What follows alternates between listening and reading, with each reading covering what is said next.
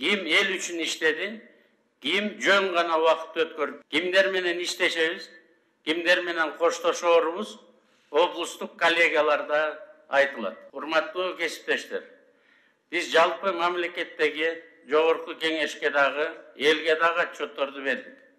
Алдын ала жыйынтыктарды жарыяладык. Азыркы кезек сиздерге келди.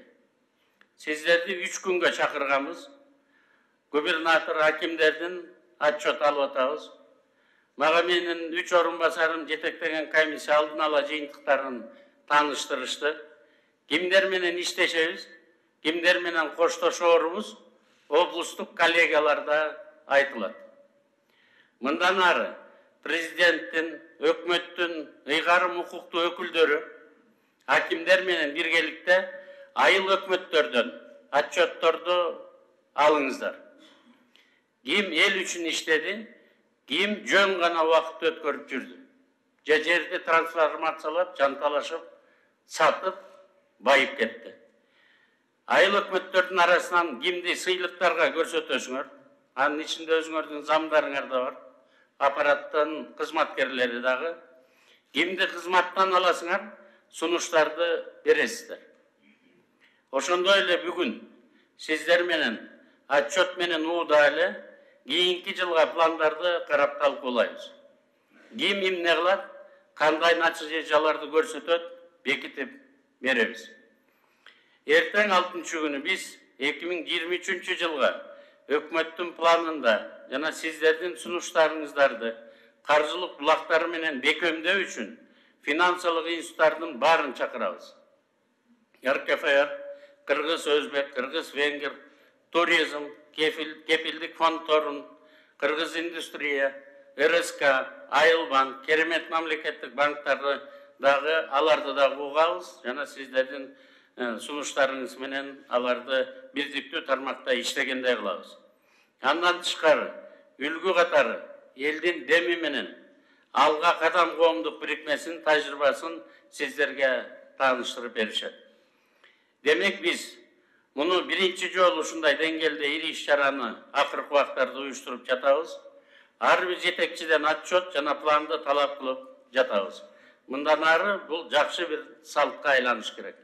Жекеле премьер-министр отчет берип эле, баарыңар жыргап, жерде шылдыңдап телевизордон бизди караган убакыт өттү. Сиздер элге эмне убада кыласыздар, ошону тактайбыз. Жылдын аягында ошого карата сиздерге баа беребиз. Ошондой эле 2 жылдан бери сиздердин ишиңиздерге тоскоолдук кылган, колуңуздарды байлаган айрым укуктук ченемдик актыларды, мыйзамдарды сезип, көрүп, жеринен билдиңиздер. Аны дагы талкуулайбыз. Керектүү чечимдин баарын сиздер менен чогуу Кыргыз өкмөтү, кабинет министрлер чогуу жерден чечип бергенге аракет кылабыз. Ошондуктан ушул иш-чаранын маани максаты өтө терең жана абдан маанилүү. Мамлекеттин экономикасын алдыга тартып кетүүдө биз сиздер менен чогуу биргелешип аракеттенүүбүз зарыл. Сиздер бир жээк, министрлер бир жээк, башкалар бир жээк болбой, бир ынтымакка, ырыкка келип, билекти түрүп иштешүү зарыл. Иштей турган иштер абдан көп. Кардиналдуу чечимдерди кабыл алып, ири суммадагы каражаттарды жумшообузду талап кылып жатат убакыт. Бирок айтарым, чечилбеген бир да проблема болбойт. Адамдын колунан келген нерсенин баарын жасоого болот. Азыркы күндөгү күнүмдүк проблемалар менен бирге биз баардык артыкчылыктуу багыттарыбызды келечектүү иштерге бурууну зарыл деп эсептейм. Эл аралык конъюнктурадан алып караганда азыркы доордо геосаясий өзгөрүүлөр, логистика, төлөмдөр, жаңы рыноктарды аныктоо, азык-түлүк коопсуздугу сыяктуу жаңы чакырыктар башталды. Дүйнөлүк экономика бытырандылыкка оогондугу үчүн узак мөөнөттөгү тобокелдиктер, аларга кетчү каржылоолор, энергетикадагы кризистер бүтүндөй технологиянын иштебей калышына, сеттик чынжырлардын үзүлүшүнө, анын натыйжасында системалардын токтоп калышына коркунуч жаратууда. Дүйнөдөгү мындай көйгөйлөр бизге окшогон жаңы өнүгүп жаткан мамлекеттерди бир эле шамалы менен дүргөтүп кетүүгө болот. Ушул күндөрү министрлер кабинетинин иши, анын ичинде жетекчи болуп иштеп жаткан сиздер да барсыздар. Макроэкономикада түзүлгөн дисбаланс, ага удале финансалык, экономикалык жана соодадагы кризистер пайда болгон учурга туш келди. Биздин багыбызга техногендик катастрофанын астыларында дагы турабыз. Мына Майлы сууда биз көрүп атабыз, бул 1970-1980 жылдагы инфраструктуралар. 40 жыл өттү. Адам баласы карыгандай эле темир болсо дагы баары чарчады. Мына биздин багыбызга ушул проблемаларды дагы чечүү келип такалды. Бирок биз өлкөнүн бүтүндүгү, улуттун биримдиги жана салыктарды милдеттүү түрдө төлөө сыяктуу принциптерге таянып иштеп жатабыз, жана бир катар ийгиликтерге жетише алдык. Ошол эле мезгилде азыр дүйнө экономикалык кайра куруунун кезектеги этабынан өтүп жатат. Көмүр ишканасына 100дөн ашык автомашиналарды, техникаларды алып бердик. Былтыр 100дөн ашык вагонду темир жолго сатып бердик. Тендерлерди эрте жарыялап, ташуу системасын жолго койдук. 2022 жылы кышка даярдануу үчүн эле 15,5 миллиард сомду бөлдүк. Быйылкы жылы дагы бир маселе жаралды.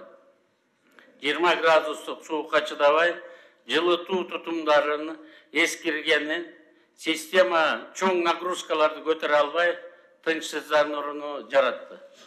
Чүйдөн Орловка, азыр түштүктөн мына азыр Майлы суунун проблемасы чыкты.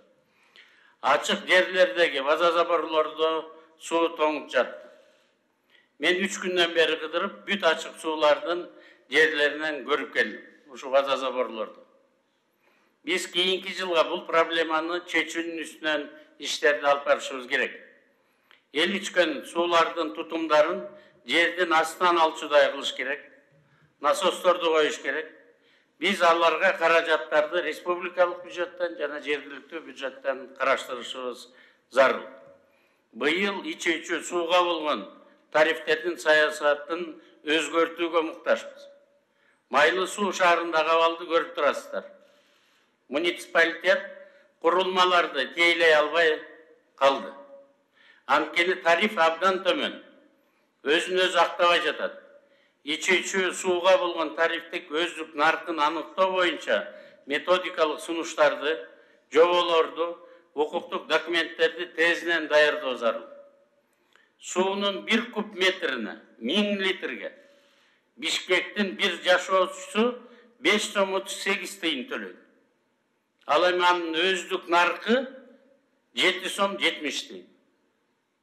1 куб сууну муниципалдык тарифи чүйдө 8 сом болсо, Жалал Абадда 15 сом.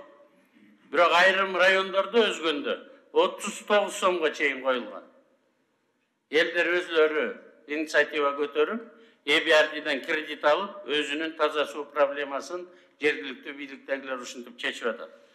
Айылда 39 сом, Бишкек шаарында 5 сом.